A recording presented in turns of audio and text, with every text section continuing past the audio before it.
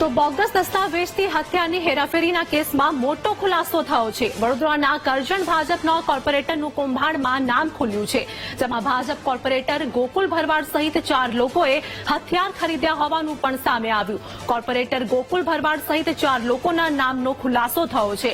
Nagaland, મણિપુરના bogus દસ્તાવેજ ઉભા કરવામાં આવ્યા હતા અને આ સાથે જ હથિયાર ખરીદવામાં આવ્યા હતા, જેમાં પોલીસે આરોપી મુન્ના ભરવાડની પણ ધરપકડ કરી છે। તો અન્ય 3 આરોપી સામે પોલીસ પુરાવા એકત્રિત પણ કરી રહી છે, જેમાં એટીએસે બોગસ દસ્તાવેજથી હથિયાર મેળવવાના કૌભાંડનો પર્દાફાશ કર્યો છે।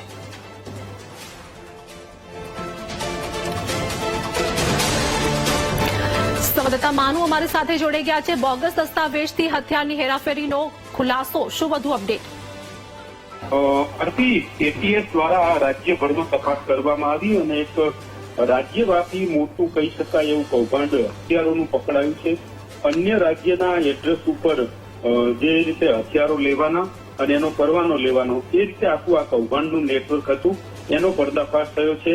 એ પૈકી એટીએસે વડોદરામાંથી પણ નકલી દસ્તાવેજોના આધારે હથિયાર પકડ્યા હોય એનો રેલો વડોદરા પહોંચ્યો છે। કરજણ ભાજપના કાઉન્સિલર ગોકુલ ભરવાડ સહિત 4 લોકોએ આ હથિયારો ખરીદ્યા હતા। નાગાલેન્ડ, મણિપુરના રહીશ હોવાના બોગસ ડોક્યુમેન્ટ ઉભા કરી અને આ હથિયારો ખરીદવામાં આવ્યા હતા।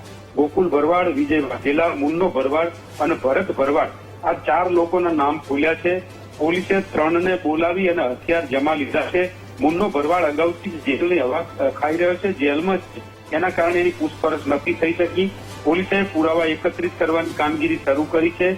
આ 4 લોકો ખોટા દસ્તાવેજ ઉભા કરી અને હથિયારો ખરીદ્યા હતા, એ પ્રકારનો ગુનો વડોદરામાં પણ થઈ રહ્યો છે। પોલીસે અત્યારે કાર્યવાહી કરી છે। હાલ તો 3 ઇસમો પાસેથી આ પરવાના અને હથિયાર એટીએસ દ્વારા લઈ જવામાં આવ્યા છે અને સમગ્ર રીતે આ કાર્યવાહી કરવામાં આવી રહી છે। જી આભાર માનું સમગ્ર માહિતી આપવા બદલ।